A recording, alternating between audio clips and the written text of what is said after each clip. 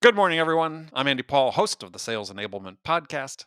One of the most elusive challenges for sales leaders is finding time to properly design and implement an onboarding plan that makes a measurable impact on new hires. In this session, I'll be talking with three people who have actually done just that, ultimately reducing their ramp time by 50% or more. I'm joined by Stephanie Sullivan, Director of Growth Operations at ChowNow, Howard Brown, founder and CEO of RingDNA, and Cameron Orr, Chief Sales Officer at RingDNA. Now, Stephanie Sullivan is the Director of Growth Operations at ChowNow, the leading online ordering and marketing platform for restaurants. For the last 8 years, she's worked to scale efficiencies across large teams, implementing tools and processes that help revenue organizations thrive. Howard Brown is the founder and CEO of RingDNA, where he fosters an innovative, fast growing, and collaborative culture. A 3 time entrepreneur and former clinical psychologist, Howard's thought leadership on sales, entrepreneurship, and artificial intelligence has appeared on Bloomberg TV, Fox Business, Forbes, and Entrepreneur Magazine. And as well, he is a frequent speaker at industry conferences such as Dreamforce and AWS reInvent. Howard has been listed as one of the 100 most intriguing entrepreneurs of 2019 by Goldman Sachs and a top CEO, according to Comparably. Cameron Orr is the Chief Sales Officer of RingDNA, where he leads the company's innovative sales team and helps drive the company's rapid revenue growth. With expertise in SaaS and cloud operations, Cameron has more than 20 years of experience as a sales leader at companies including Cisco Systems, BlueJean Networks, and Nation Builder. Now, let's get into it. All right, well, Howard, we'll lead off with you. How are you seeing the current normal with COVID affecting hiring and onboarding and ramping up of new sales reps? I think it's affecting every business. I think people are obviously paying a lot more attention to onboarding, to ramping, and to hiring in general. I think I'm seeing businesses across the board slowing their sales hiring as well as all other aspects of hiring. And so that provides an opportunity for leaders to really vet the qualifications, the experience, and of their candidates. So I think in many ways, it's allowing us more time and more opportunity to really vet out the candidates that are out there and hopefully find the best. In terms of ramping, I think ramping and onboarding has never been more important as we work remotely.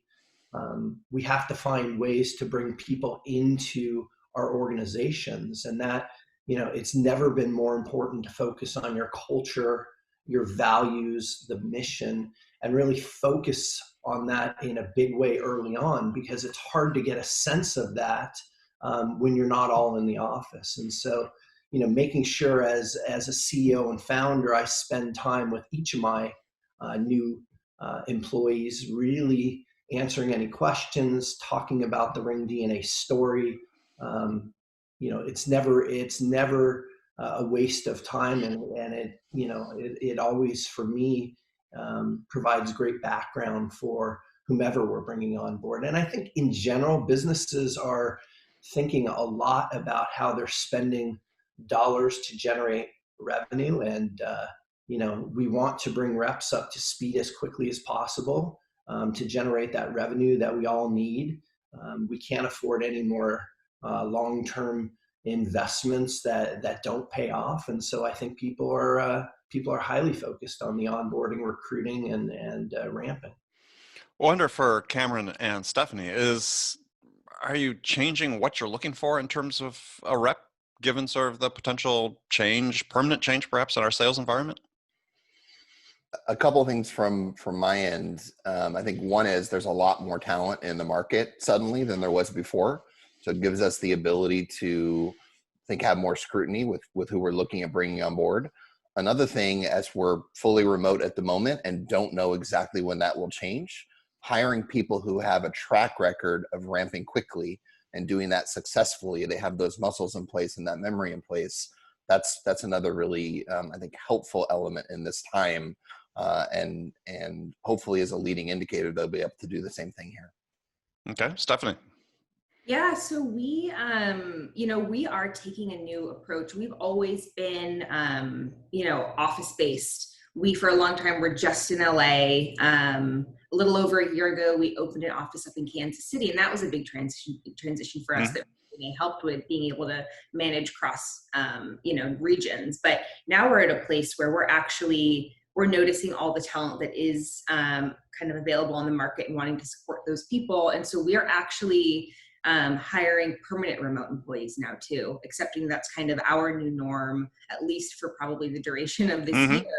And knowing that if we have the ability to kind of expand who we're looking for, take on employees who we know we probably will never be sitting next to, we have the ability to say we can hire in Boston, in New York, in Chicago, in Florida, wherever it might be for the right talent, and really support the economy in that way, and support our business by getting the right people, and having the tools to do that is just critical for us right now. So, but you're hiring people without ever actually meeting them.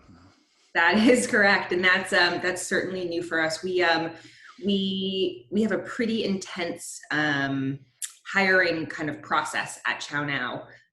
We go through many rounds. It's so important to get the right culture fit, to get the right voices on the phones, and so to be very quickly having had switched that to be all remote, from the hiring manager perspective, how do you hire remote? How do you vet from the prospect, the candidate perspective? How do they put their best foot forward all on the phone? But what we really, I think, had to shift to is what, and maybe this is an advantage in some ways, but what sounds good on the phone, right? Like that's something that we're different now. It's, you get to meet someone in person and you put them on the phones and you hope it sounds as good, but really now we're having an interface that's so similar to what the norm is going to be.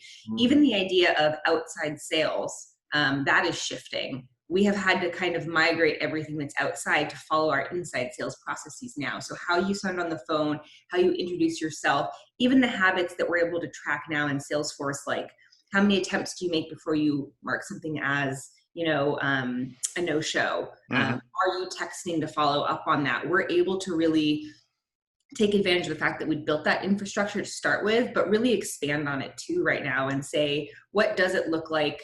How do we create the best possible prospect experience, knowing that we're not going to meet our new employees face-to-face, they're not going to meet their salespeople face-to-face. It is all going to be how you sound on the phone.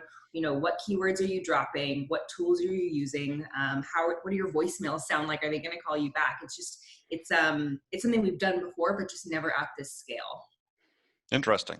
Yeah. So from that standpoint, you're looking for people with a little more experience then, because they're able to communicate more effectively when they're looking for work like they would for a job or for a prospect, excuse me. Yeah, I mean, yes and no.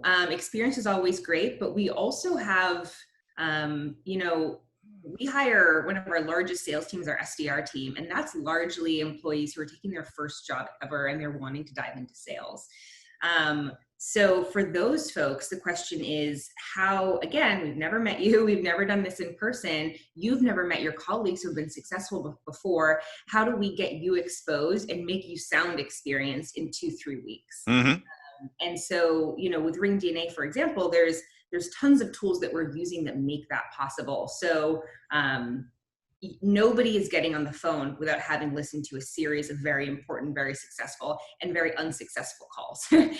There's just no way that you can get on the phone if you haven't heard your peer fail and succeed before. You're going to make those same mistakes, or you're going to miss those opportunities.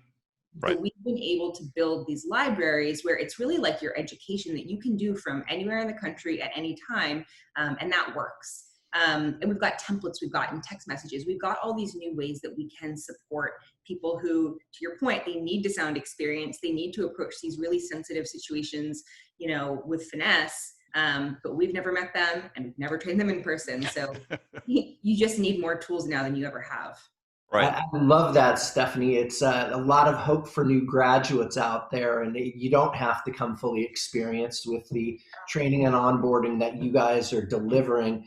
You're turning new graduates, you're turning younger people with less experience into successful reps. That's a really encouraging story. Yeah, absolutely. And from being able to support new hires who are walking into, new kind of candidates in the employee pool who are walking into not the most ideal economic situation, to be able to offer something that might feel intangible otherwise, or again, the idea of people who, as I'm recruiting, it's important to me to take into account, are there businesses that have had to have layoffs? You know, that's something that we want to absolutely support and find those people and bring them over and train them to get ramped as fast as possible in our environment, but really support the economy in that way. And it's just a huge leg up for us to have these resources. So Cameron, how about you in terms of accelerating your ramp up time for your reps? What strategies are you taking? Yeah, great question, Andy. So our sales team has been focused on accelerating our ramp since well before COVID. And we made a lot of progress in the months leading up to COVID. We've really focused a lot on our process, on our enablement, and really heavily leveraging our own product to do that. And when the pandemic set in and we closed our office, I was really worried about our ability to maintain that progress. We had a number of new hires that were still in training. We had a number of new folks that hadn't even started yet.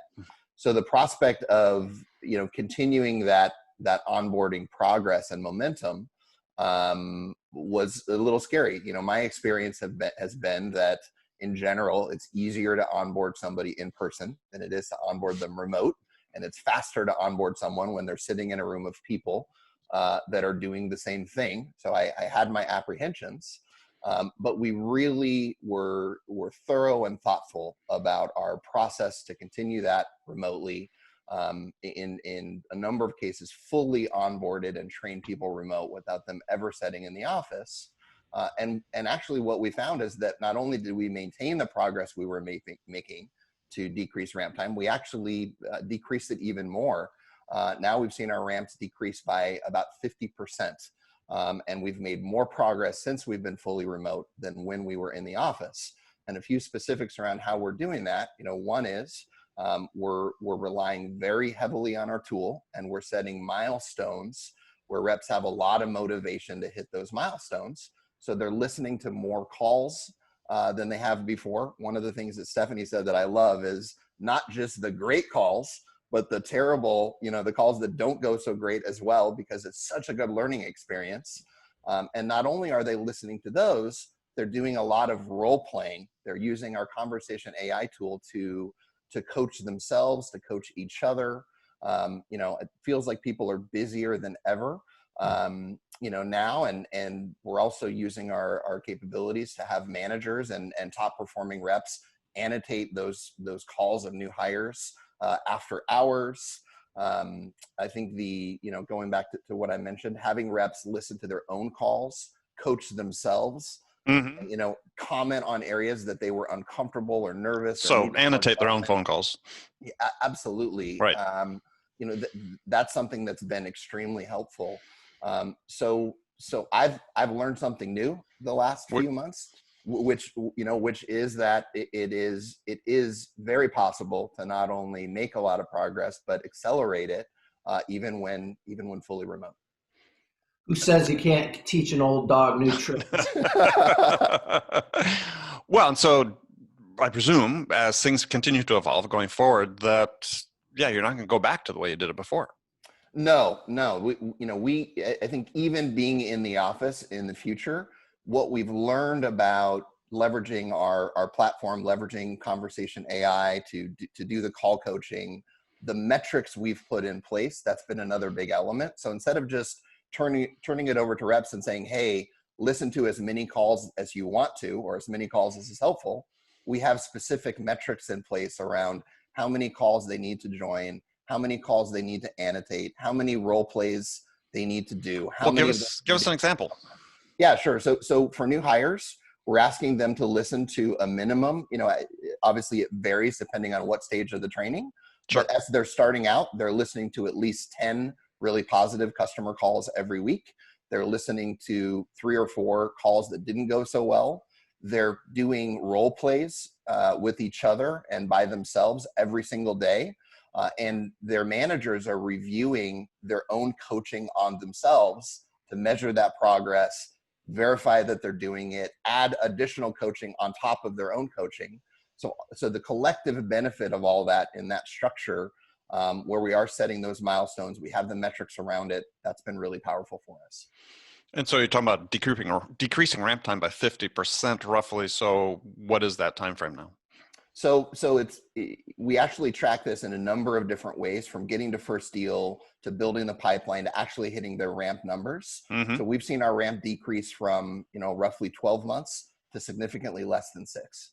Got it. Stephanie, how about you? Yeah, so for us, of course, we've shortened our time significantly with RingDNA, but I think what's also really interesting is we've been able to scale it significantly. So we are a business, and this is not anything to necessarily celebrate right now, but we are a business who can actually help with everything that's going on related to doing to-go online ordering for restaurants. Right. So what that means is we've actually had to scale faster than we ever have in all the years that we've existed as a business. So the question, of course, is how do we ramp faster, but also how do you train 15 people in a hiring class when you're using one or two? And so, the key there is, obvious as it might sound, is how do you not be with every single person at every single moment and still have them move along in the ramp process? Right. So in order to do that, we need to use, of course, starting just like you, Cameron, with listening to as many calls as possible, listening to previous or reading along previous annotations that managers have made to see what coaching has looked like to other reps. Absolutely, we need every single activity auto-logged into our system so we can track what is their total, outbound calls, what are their voicemails they're leaving, how many texts are they sending, what does their talk time look like, what does their over talk look like? All these stats that, again, you only would have been able to really gather if you were one-on-one all day, and now we are, one to many far away. So just the ability to say, right now we have 2 managers, we don't want to hire 5, 6, 7 managers just to support ramp. That's not going to be a good long-term solution. So how do we make it so that you can train too many at the same time? And RingDNA technology is really the only solution we've been able to find that can do that. And that's to the point where, if you think about it, with online ordering, our portfolio size growing, that starts with SDRs, which has been a huge hiring process, that moves to our sales reps, that goes to our post-live and post-sale teams as well. So we've actually, it was kind of a non-negotiable for us. We had to introduce these as well to the onboarding teams and to the teams. That was the only way that we were going to be able to actually support new hires there to fill the new funnel, the size of the new funnel. Right. And the only way that we could need to continue to manage on those teams as well. Yeah. So in terms of specific KPIs you're looking at with your onboarding, again, what's your ramp times you're looking at, and what have you achieved? Yeah, so we, a year ago, we had about 3 SDRs. Today we have 20 on our way to 30. So that's pretty significant for us. We are at about, reps are on the phones after about 9 or 10 business days at this point, which is pretty fast for us. That's not, spread your wings and go fly. We're still supporting them through our call monitoring and barging when we need. But they are actually able to get on the phone and start setting opportunities, which is, their core KPI on their 9th or their 10th day. And we see that actually happening. They're on their way to hitting their quota really within 2 weeks. Amazing. Very interesting. That is amazing. Yeah, I tend to think about ramp as one of the critical elements to profitability and delivering bottom line. And so when we talk about, Cameron gave the example of cutting the ramp time in half, 12 months to 6. One can make an argument that 12 months is too long, but for purposes of this discussion, I try to jot out just the economic impact of switching or decreasing ramp. And so if you have a rep that has a 600,000 K quota, and that rep is supposed to be fully ramped by month 8, if you decrease that ramp by 3 months, basically your expectations of that rep at 8 months are that they're going to generate 387,000 K in year 1, 12 months. If you decrease that by 3 months, they will have generated 475,000 in revenue. Okay, which essentially is an $87,500 increase in bookings revenue or ARR, however you look at it. If you take that by 10 reps and you apply that same ramp decrease, it's $875,000 in yearly revenue. If you have 100 reps, it's $8,750,000. So the return on investment on decreasing ramp is incredible. So this isn't one of those, topics, oh, we'd like to get people there. If you can change direction, if you could get people ramping faster, it makes a huge bottom line impact to your business. Yeah, I'll also add we were able to actually raise our quota. This was actually pre-COVID, but with all of the ways that we had kind of improved the efficiency of the team, the ramp time of the team, the ability to kind of monitor and support on a day-to-day basis from a manager perspective, we were actually able to increase our quota. And also we were able to increase the qualifications for something to count towards quota. So not just setting a demo, for example, for our SDRs, but there are additional qualifications to consider at a sales accepted opportunity. And we're able to actually track and monitor those things based upon the questions that we hear are being asked, the length of the call they're having, things like that. So overall, each kind of step towards hitting their quota is that much more fruitful for the organization. So one of the points, go ahead, Cam, sorry. I was just going to say, there's so many ways that an organization gets value from this. I was just going to add to what Howard and Stephanie mentioned. When you have the right tools in place, especially around helping with ramp, you also have a much better chance of making sure that the reps you bring in are successful. And the cost is so high of bringing in a new rep and having that not work out and having to start over again. Think about all the investment you've made in that person, et cetera, et cetera. So yet another way this is really helpful is it gives those new hires a much better chance to have success. Well, implicit with what Stephanie was saying, I was wondering if everybody's experienced the same thing, is that the ratio of manager to or coach to rep actually has gone up, right? That you perhaps don't need to scale on the coach manager side as much as you might have thought before. So Stephanie, tell us a little bit about that. Yeah, absolutely. So, if we flash back 2-3 years ago at ChowNow, the ratio that we had to determine for manager to rep was really based upon how many one-on-ones can you handle in a week, how many hours can you shadow per person, and what are we determining is appropriate. And so, looking at that, the ratio was pretty small. Mm-hmm. Are you guys still there? Yeah, we're still here. Okay, great. So you could only really successfully support in our organization 4 or 5. After that, we did go higher than that, but you did see a drop off. You saw longer ramp times, you saw longer time to hire, you saw maybe less people make it through the process.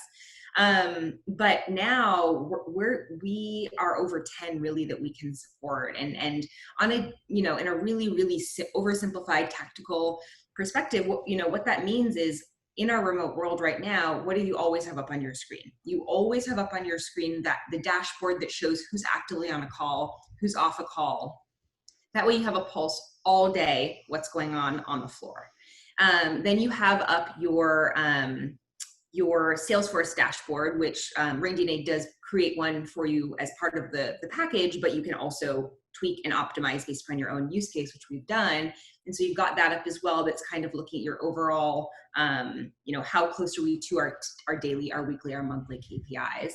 And then you've got your conversation A up on the side, where you're going in there and you are deciding where do I want to annotate, where do I want to put something in the library, what do I need to share it with the team for them to hear. So having that level of efficiency, it's mind-blowing. I led our onboarding team several years ago. That was kind of where I started at ChowNow, doing a lot of operations over there.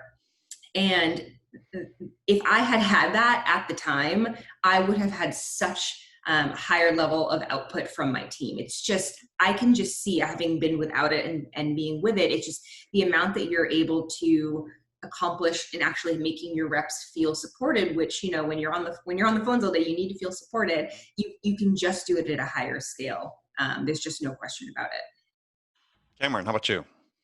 I definitely agree with everything Stephanie said. I think, not only does it does it make the managers a lot more efficient. But when you think about a remote world, it enables us to tap into the talent that we have all over the world. So as an example, I have a really strong performer in Australia.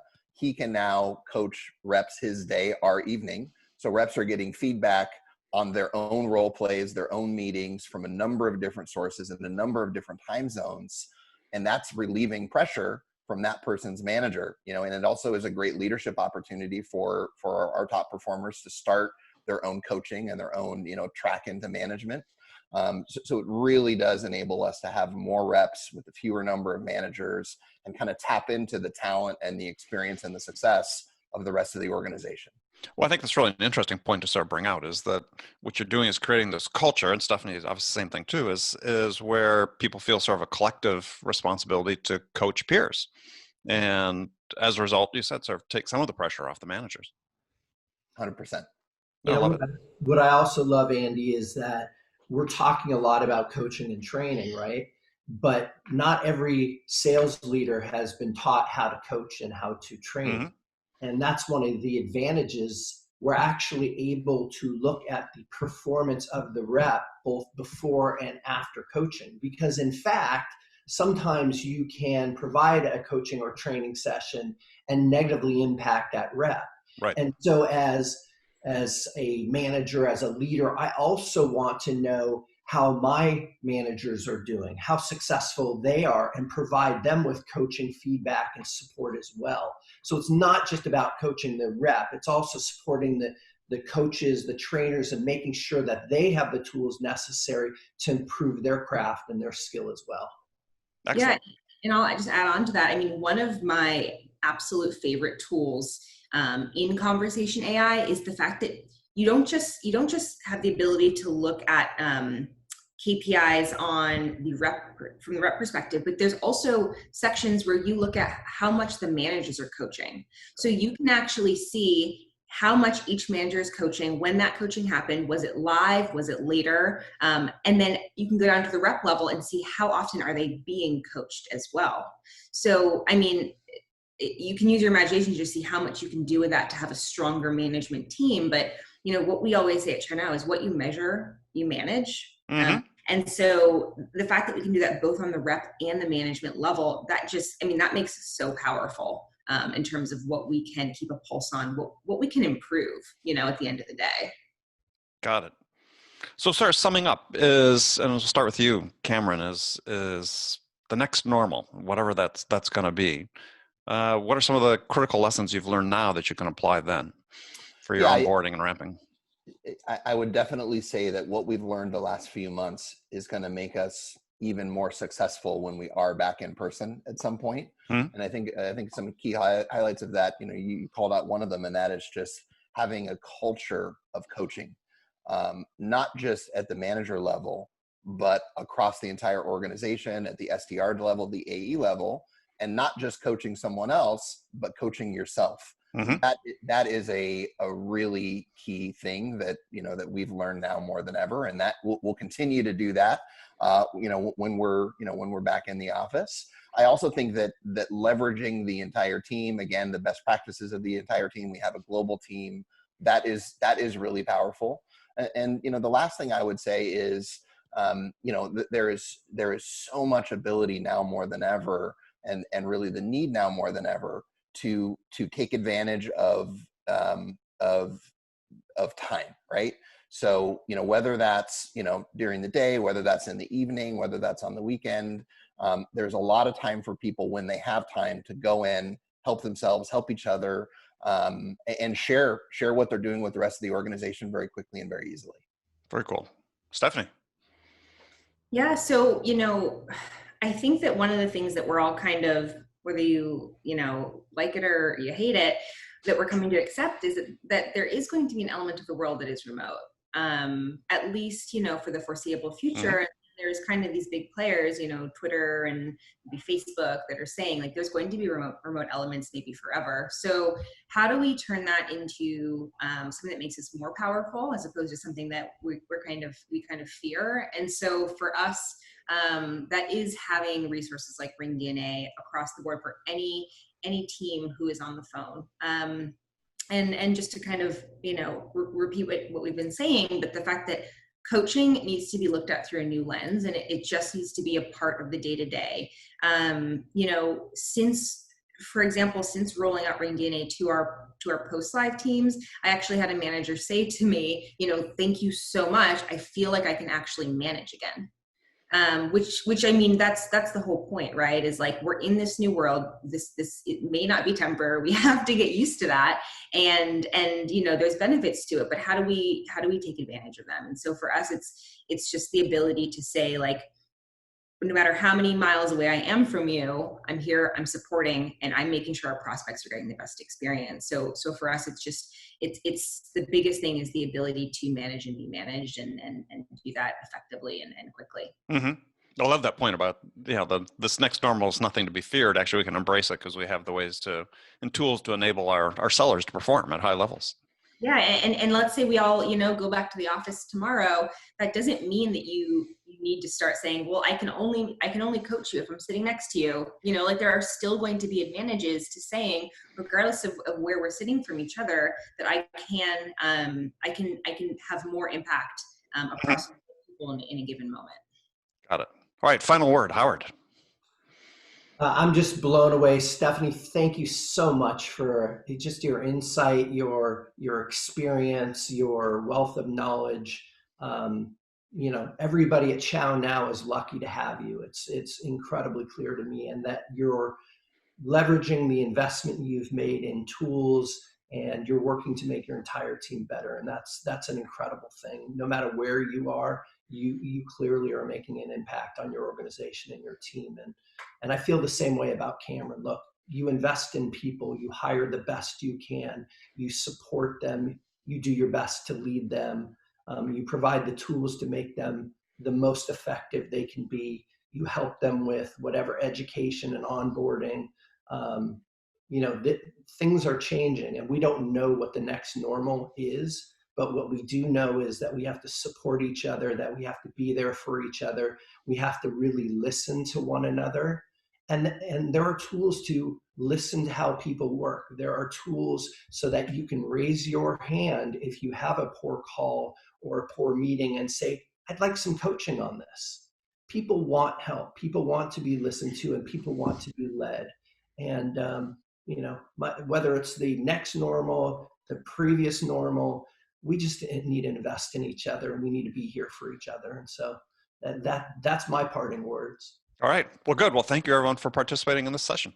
Thank you so much. Thanks. Thank you so much.